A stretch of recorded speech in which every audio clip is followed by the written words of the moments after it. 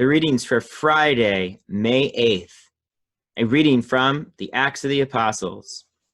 When Paul came to Antioch in Pisidia, he said in the synagogue, "My brothers, children of the family of Abraham, and those others among you who are God-fearing, to us this word of salvation has been sent. The inhabitants of Jerusalem and their leaders failed to recognize him, and by condemning him, they fulfilled the oracles of the prophets that are read Sabbath after Sabbath.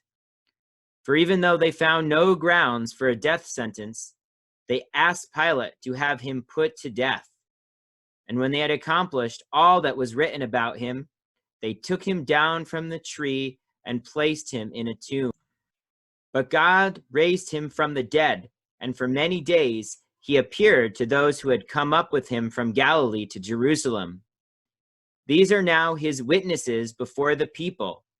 We ourselves are proclaiming this good news to you, that what God promised our fathers, he has brought to fulfillment for us, their children, by raising up Jesus. As it is written in the second Psalm, "You are my son, this day I have begotten you." The word of the Lord. The response is, "You are my son, this day I have begotten you. I myself have set up my king on Zion, my holy mountain. I will proclaim the decree of the Lord said to me, you are my son, this day I have begotten you. You are my son, this day I have begotten you. Ask of me, and I will give you the nations for an inheritance, and the ends of the earth for your possession. You shall rule them with an iron rod.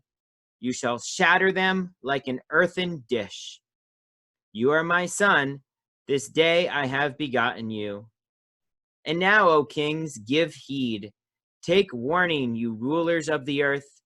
Serve the Lord with fear and rejoice before him with trembling rejoice. You are my son, this day I have begotten you." A reading from the Holy Gospel according to John. Jesus said to his disciples, "Do not let your hearts be troubled. You have faith in God, have faith also in me. In my Father's house there are many dwelling places. If there were not, would I have told you that I am going to prepare a place for you? And if I go and prepare a place for you, I will come back again and take you to myself, so that where I am, you also may be. Where I am going, you know the way."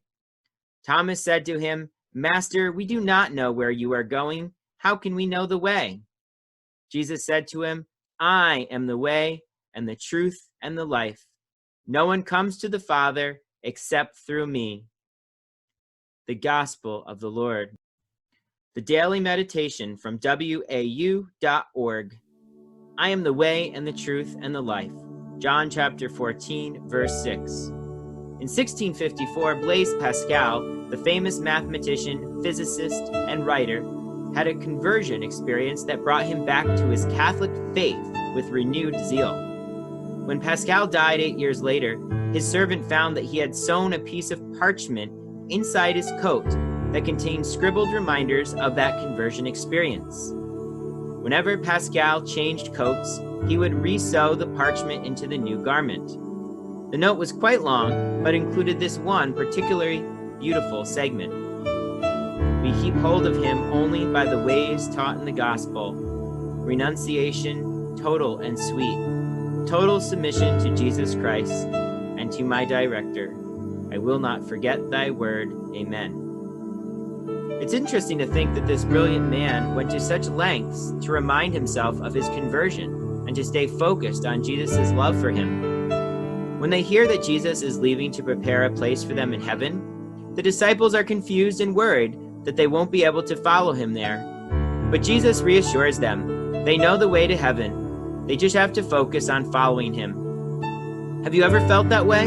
That you might not be able to keep following the right path to heaven? Or even that you may prove to be unworthy of the dwelling place that Christ has prepared for you? Blaise Pascal may have shown us the way to modern breakthroughs in science and mathematics. but his simple practice of sewing a piece of parchment into his coat can teach us an invaluable lesson. He shows us how to stay focused on Christ even when we feel insecure or unworthy. In a poetic way, he made sure that his faith was woven into his daily life so that he could remember it and remind himself of its truthfulness.